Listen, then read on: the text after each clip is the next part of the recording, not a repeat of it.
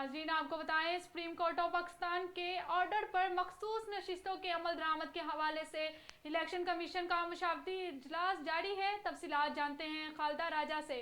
जी खालिदा राजा, इजलास के मुतालिक आगाह कीजिएगा।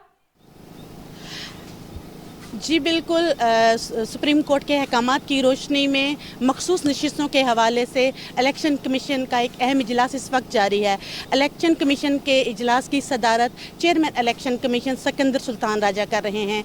इस वक्त जो इजलास जारी है इसमें लॉ विंग के अफसरान भी मौजूद हैं।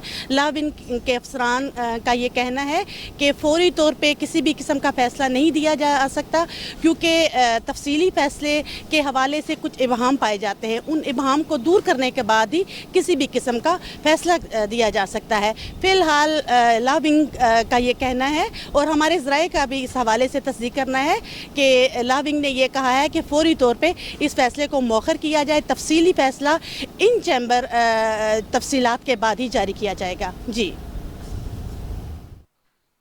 मखसूस नशिस्तों के अमल दरामद के हवाले से इलेक्शन कमीशन का मुशावरती इजलास जारी है। तफसीलात से आगाह कर रही थी हमारी नुमाइंदा खालिदा राजा। बहुत शुक्रिया खालिदा।